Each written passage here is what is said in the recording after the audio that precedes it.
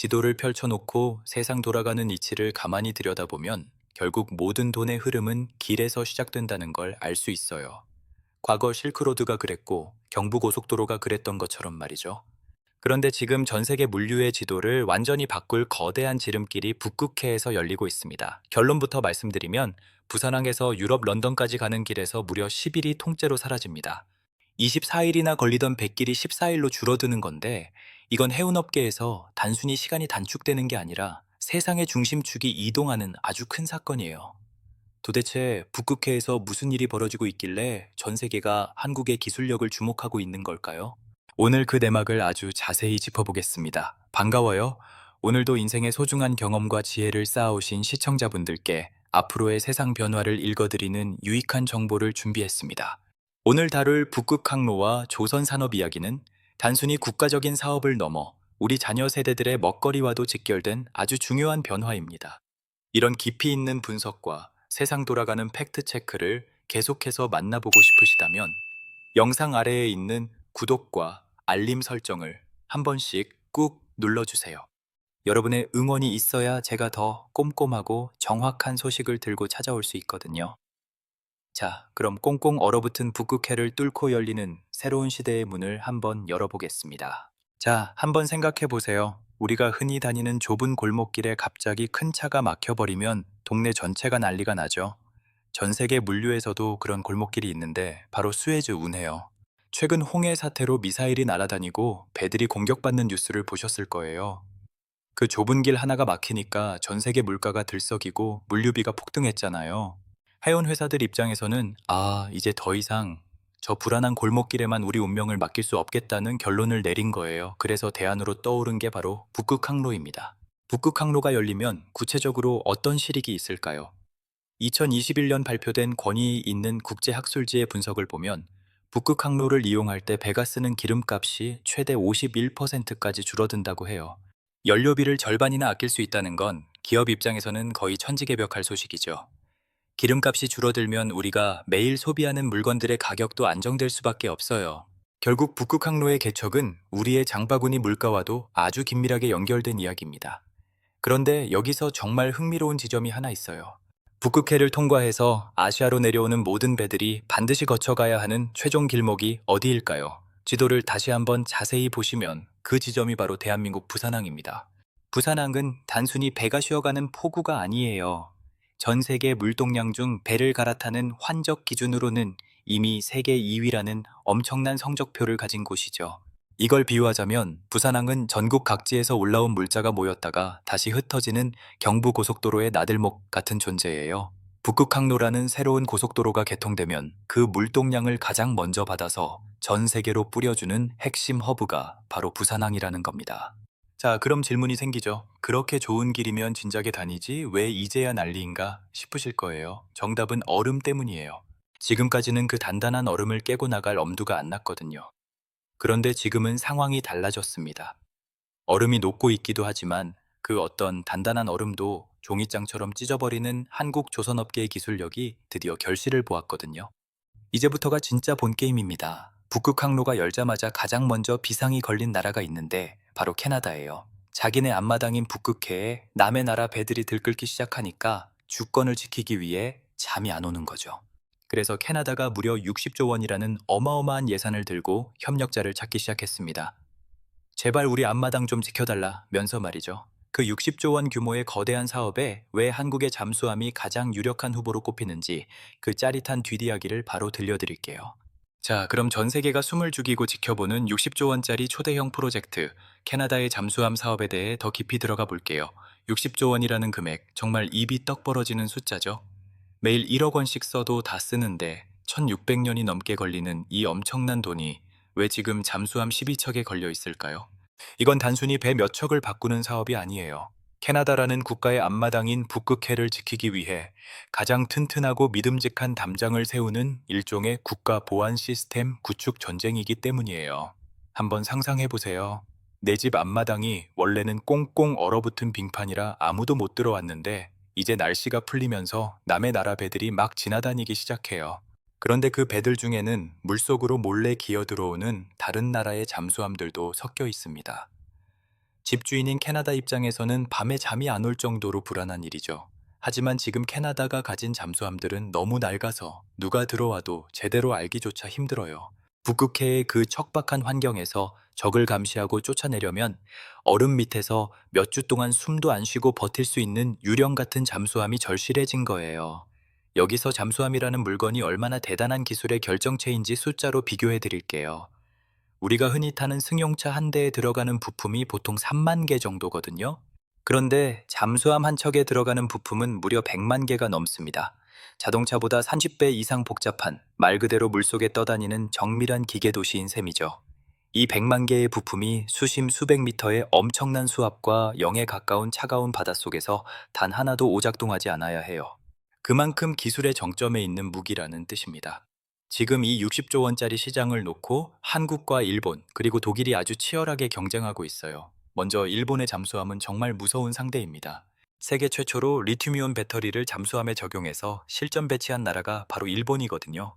하지만 일본에게는 아주 큰 고민거리가 하나 있습니다. 바로 잠수함을 다른 나라에 팔아본 경험이 거의 없다는 거예요. 잠수함은 한 번 팔면 30년 동안 계속 고쳐주고 부품을 갈아주는 사후 관리가 핵심인데 일본은 이런 서비스를 해본 경험이 부족해요. 비유하자면 공부는 전교 1등인데 막상 일을 시켜보면 남과 협동하는 법을 모르는 친구랄까요? 그 다음 독일은 어떨까요? 독일 잠수함은 전 세계에서 가장 많이 팔린 유명한 제품이에요.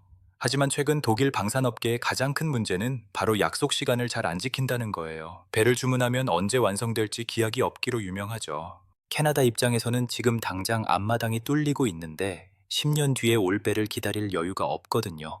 유명한 맛집인데 주문하면 음식이 나오기까지 세워라 내워라 한다면 배고픈 손님 입장에서는 다른 가게를 찾을 수밖에 없겠죠. 이때 한국의 잠수함 기술이 주목받는 이유는 명확합니다. 세계 최고 수준의 배터리 기술을 가지고 있으면서도 동시에 전 세계에서 배를 가장 빨리 그리고 약속한 날짜에 정확히 만들어 넘겨주는 능력이 독보적이기 때문이에요. 비유하자면 성능 좋은 물건을 주문했는데 다음날 바로 집 앞에 가져다주는 정성 어린 서비스를 보여주는 셈이죠. 실제로 3,000톤급 대형 잠수함을 이미 만들어서 바다에서 성공적으로 운용하고 있다는 게 가장 큰 강점이에요. 독일이 우리는 이런 거 만들 줄 알아요 라고 말할 때 한국은 여기 우리가 벌써 타고 다니는 배가 있으니 직접 확인해 보세요 라고 실물을 보여주는 거죠. 시청자분들이라면 설계도만 있는 차와 이미 도로에서 쌩쌩 달려 검증된 차 중 어떤 것을 고르시겠어요? 여기서 한 가지 더 짚어볼 점은 이 60조 원짜리 계약이 성공하면 우리 경제에 구체적으로 어떤 도움이 되느냐는 거예요. 단순히 큰 회사들만 돈 버는 게 아니냐고 하실 수도 있지만 절대 그렇지 않습니다. 잠수함 한 척에 들어가는 100만 개의 부품, 이걸 만드는 곳들이 다 어디일까요? 바로 전국 각지에 흩어진 수많은 중견, 중소기업들이에요. 이 계약이 성사되면 수십 년 동안 우리 기술자들이 먹고 살 일감이 생기는 거죠. 우리 자녀들의 일자리부터 지역 경제 활성화까지 말 그대로 나라의 경제 지도를 바꾸는 엄청난 사건인 겁니다. 하지만 냉정하게 말해서 아직 승리를 장담할 수는 없어요. 이런 큰 사업은 기술력뿐만 아니라 나라 간의 복잡한 외교 관계도 얽혀 있거든요. 경쟁국들도 지금 사활을 걸고 캐나다의 마음을 얻으려 노력하고 있습니다. 과연 한국의 기술진이 이 쟁쟁한 라이벌들을 물리치고 60조 원의 주인공이 될 수 있을까요? 자, 잠수함이 북극을 지키는 보이지 않는 방패라면 이제는 그 바다를 직접 뚫고 지나가며 실질적인 수익을 가져다주는 거대한 창의 이야기를 해봐야겠죠. 바로 쇠빙선 이야기예요. 영하 52도의 혹한에서 거대한 얼음을 종이장처럼 박살내며 나아가는 이 괴물 같은 배들을 만드는 데 있어서 왜 한국이 전 세계 독보적인 1위인지 아시나요? 단순히 배를 잘 만드는 수준을 넘어 물리법칙을 이용해 얼음을 제압하는 그 경이로운 기술력의 실체를 바로 다음 파트에서 공개하겠습니다. 잠수함이 바닷속을 지키는 보이지 않는 방패라면 이제는 얼어붙은 바다 위를 당당하게 뚫고 지나가며 실질적인 수익을 만들어내는 거대한 창, 쇠빙선의 이야기를 해보겠습니다. 시청자분들은 쇠빙선이라고 하면 어떤 모습이 떠오르시나요? 아마 배 앞머리에 아주 크고 무거운 망치를 달아서 얼음을 쾅쾅 때려 부수는 모습을 상상하기 쉬울 거예요. 하지만 실제 쇠빙의 원리는 망치질보다는 노련한 스모 선수의 기술에 훨씬 더 가깝습니다. 이게 무슨 뜻이냐고요? 쇠빙선은 얼음을 충격으로 깨는 게 아니라 배의 앞머리를 얼음판 위로 슬쩍 밀어 올린 다음 배의 엄청난 무게로 얼음을 지그시 눌러서 박살내는 방식으로 움직여요. 수만 톤짜리 배가 얼음 위로 올라타서 제 몸무게로 찍어 누르는 거죠. 그런데 이 기술이 말처럼 쉬운 게 아닙니다. 한번 상상해 보세요. 한겨울에 마당에 내놓은 항아리가 추위에 못 이겨 갑자기 쩍 하고 갈라지는 걸 보신 적 있으시죠? 실제 북극해는 기온이 영하 52도까지 떨어지는 인간이 상상하기 힘든 혹한의 땅이에요. 이런 지옥 같은 추위 속에서는 우리가 흔히 쓰는 아주 튼튼한 강철조차 설탕 과자처럼 바삭하게 부서질 수 있습니다. 배가 얼음을 누르기도 전에 배 자체가 유리처럼 박살날 수도 있다는 뜻이죠. 여기서 한국 조선업계의 진짜 실력이 유감없이 발휘됩니다. 영하 50도가 넘는 추위에서도 끄떡없는 특수강 기술, 그리고 2m가 넘는 두꺼운 얼음을 타고 올라가 박살내는 강력한 추진 제어 기술은 전 세계에서 오직 한국의 조선소들만이 완벽하게 검증해낸 영역이거든요. 실제로 이 기술력이 얼마나 독보적인지 보여주는 사례가 바로 러시아의 야말 프로젝트예요. 러시아가 북극해에 묻힌 천연가스를 캐내기 위해 배를 주문했을 때 전 세계 내로라 하는 조선소들이 고개를 가로저었어요. 그 추운 곳에서 얼음을 깨며 가스를 실어 나르는 건 기술적으로 불가능하다고 생각했기 때문이죠. 이때 한국의 조선사가 우리가 해보겠다며 나섰고 한 척당 4천억 원이 넘는 쇠빙 LNG선 15척을 전량 수주해서 단 한 번의 사고도 없이 성공적으로 만들어냈습니다. 15척의 배가 총 6조 원 규모였는데 이 거대한 프로젝트를 단 하루의 지체도 없이 완벽하게 인도했다는 사실은 전 세계 해운업계의 얼음 깨는 배에는 무조건 한국이라는 인식을 깊이 심어주는 계기가 됐어요. 이건 단순한 주장이 아니라 실제 운항 데이터가 증명하는 냉정한 결과입니다. 자, 그럼 배만 잘 만든다고 모든 것이 해결될까요? 그 배들이 모여드는 길목이 어디인가가 훨씬 더 중요하겠죠. 여기서 바로 부산항의 지리적 숙명이 등장합니다. 부산항은 지금도 세계 2위의 환적 항만이에요. 환적이라는 표현이 좀 어렵죠? 쉽게 말해 거대한 해상 환승역이라고 보시면 됩니다. 유럽에서 북극 항로를 타고 내려온 거대한 배들이 부산항에 짐을 풀면 여기서 다시 일본이나 중국, 동남아로 가는 작은 배들로 짐을 옮겨 싣는 거예요. 비유하자면 부산항은 전국 8도에서 올라온 물자가 모였다가 다시 흩어지는 서울역의 환승 플랫폼이나 경부고속도로의 가장 번화한 나들목 같은 곳이에요. 북극항로라는 새로운 지름길이 뚫리면 모든 물자가 이 길목으로 쏟아져 들어오게 됩니다. 부산항만공사의 계획을 보면 2025년까지 2,500만 개의 컨테이너를 처리하는 게 목표인데 북극항로가 활성화되면 이 숫자는 상상할 수 없을 만큼 더 늘어날 거예요. 항구에 배가 들어오면 단순히 주차비만 받는 게 아니라 정비하고 보관하고 다시 분류하는 과정에서 엄청난 부가가치가 발생하거든요. 그런데 이런 궁금증이 생길 수 있죠. 중국도 요즘 돈을 엄청나게 써서 쇠빙선을 만든다던데 금방 따라잡히는 거 아닐까요?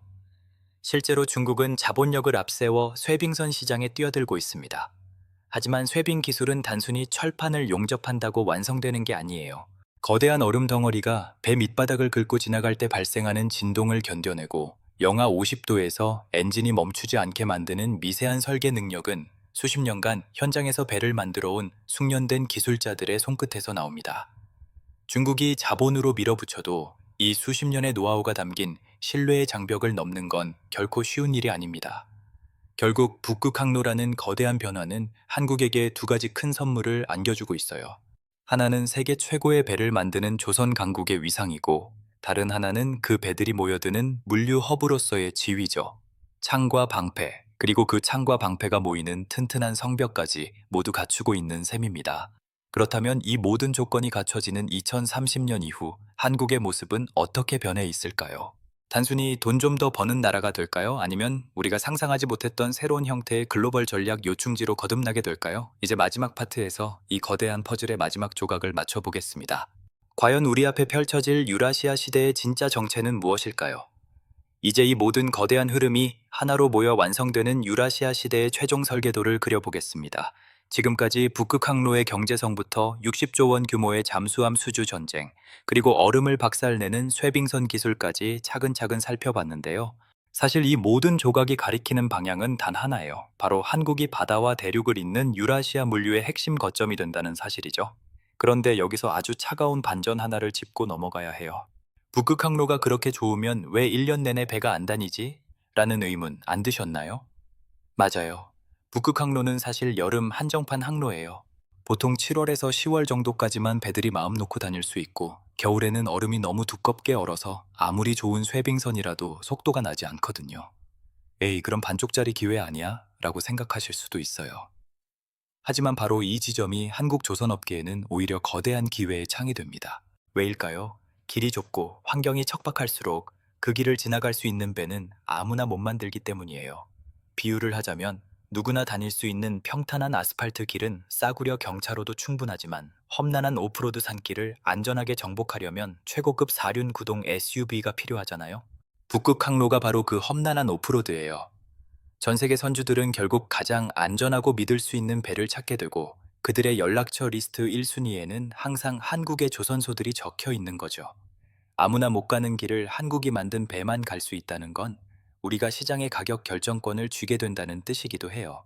여기에 더해 최근 국제사회의 강력한 환경 규제가 오히려 한국에는 거대한 돈다발이 되어 돌아오고 있어요. 북극해는 지구의 마지막 청정구역이라 기름을 펑펑 쓰며 매연을 뿜는 바에는 아예 들어오지도 못하게 규제가 강화되고 있거든요.